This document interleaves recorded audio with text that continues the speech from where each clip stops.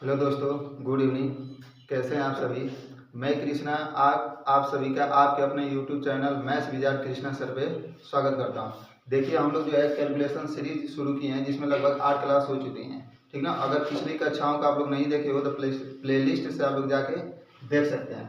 देखिए, आज हम लोग कैलकुलेशन सीरीज का 9वां भाग देखेंगे। कह रहा है कि किसी भी साधारण भिन्न को दशमलव संख्या में बदलें। अगर कोई भी माने साधारण भिन्न दे दे तो उसको दशमलव में कैसे बदलते हैं। देखिए, क्वेश्चन नंबर वन है 1/2, यानी 1/2 को किस में बदलना है, साधारण भिन्न। अरे किसमें, दशमलव में। जब दशमलव भिन्न में आप लोग बदलोगे तो जो माने ऊपर वाले को बोला था अंश और नीचे वाले को क्या बोलता है, हर। इस हर से अंश में क्या करोगे आप लोग, भाग करोगे। क्या करोगे, भाग।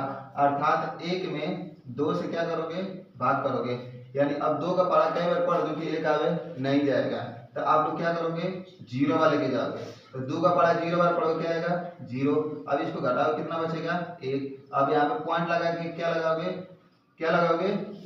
0। तो ये हो जाएगा 10। तो 2 का पढ़ा कई बार पढ़ोगे, 10 आवे 5 बार। तो 2 बजे कितना होता है, 10। यानी कितना आंसर आ गया इसका, 0.5।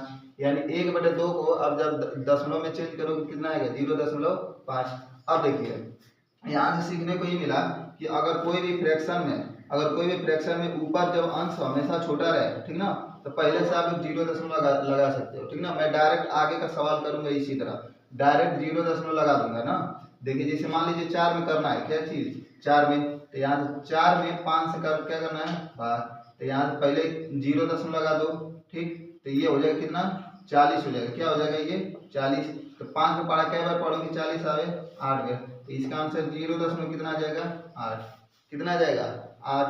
फिर उसी तरह आप इसका करोगे, माने 7 से, अरे 8 से 7 में क्या करोगे, भाग। यानी 7 में 8 से क्या करोगे, भाग। तो यहाँ से 0, तो ये हो जाएगा 0 लगाओगे तो क्या हो जाएगा, 70। तो 8 से कितना कितना 8 का पढ़ा क्या बार पढ़ोगे, इसके पास चला जाए 8 बार, क्या बार 8 बार। तो 8 64 बचा कितना, 6। फिर यहाँ पे पॉइंट लगा देते, एक 0 लगाओगे। तो 8 से कितना होता है, 56। फिर बचा कितना, 4। फिर 0 लगाओगे तो 8 बचे कितना, 40। कितना, 40। तो इसका आंसर कितना निकल गया, 0.875। कितना निकल गया, 0.875। उसी तरह इसका जब करोगे आप लोग 11/20 का, ठीक ना, किसका करना है, 11/20 का। तो 11 में किससे करना है, 20 से। 11 में किससे करना है, 20 से, ठीक। तो सबसे पहले आप क्या लगाओगे, 0 लगाने के बाद यहाँ पे क्या लगाना है, 0। 20 का पढ़ा कई बार पढ़ो कि 110 आया, तो 110 से कम, तो आप लोग के बार 5 बार। यहाँ पे कितना, 100 बचेगा, कितना 10, घटाओगे तो। फिर यहाँ पे पॉइंट लगा देते, 0 लगा दो, तो 20 बचे कितना होता है, 100। कितना, 100। तो 11/20 का मान कितना निकल गया, 0.55। कितना, 0.55।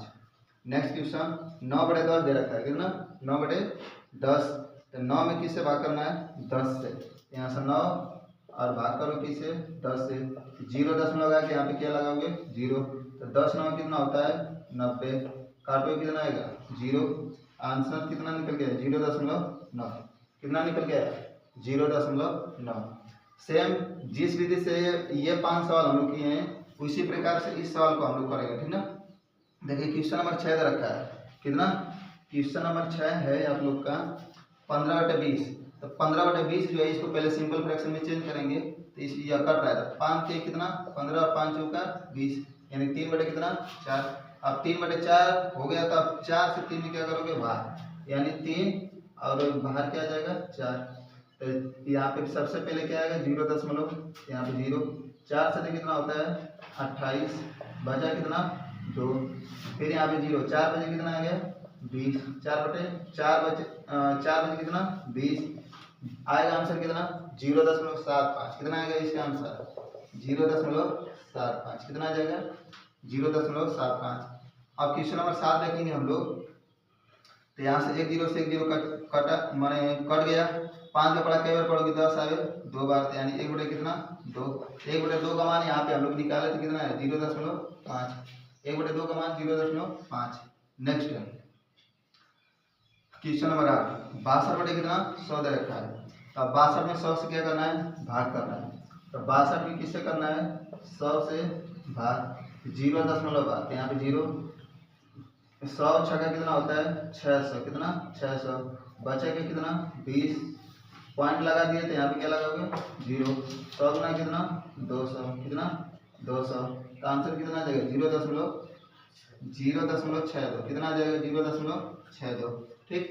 अब जो है हम लोग की माने कि 8 तक क्वेश्चन देखे हैं, तो जो अगला क्वेश्चन जो दे रखा है क्वेश्चन नंबर 9 और 10, तो आप लोग इसका आंसर जो है कमेंट बॉक्स में कर देना, ताकि हमको ये पता चले कि आप लोग को जो क्वेश्चन में बताया हूँ क्वेश्चन नंबर 8 वह अच्छे से बिल्कुल समझ में आया होगा। चलिए मिलते हैं कैलकुलेशन सीरीज के नेक्स्ट पार्ट में, तब तक के लिए धन्यवाद।